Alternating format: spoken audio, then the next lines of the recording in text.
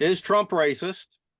And are blacks, as rumored, do you believe they are moving off the Democrat plantation, as I call it, and into Republican freedom?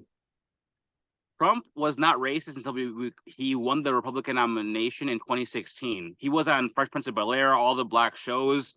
Black media loved him. He was always in nightclubs with Tupac and different celebrities. Al Sharpton. I forget which black leader, ran for president in the 80s, but Trump actually funded his campaign. Jesse Jackson, probably?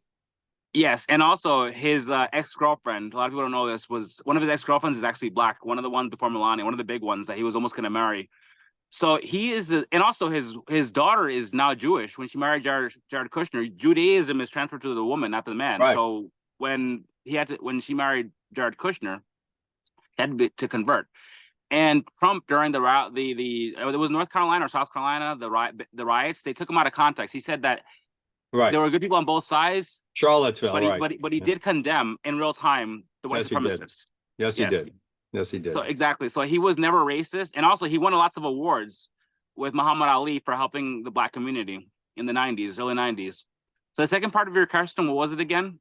With the black Americans? Is there really this shift politically in parties do you believe, among the black community?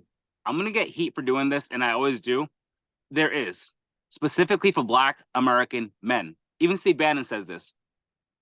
Black American men are more likely to vote Republican, more independent, hardworking people, want the government out of their lives. But unfortunately, because, again, Lyndon B. Johnson,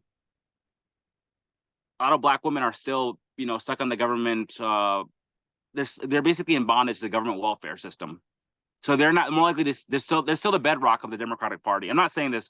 Black American women that are Democrats have said this. They're the bedrock of the Democratic Party.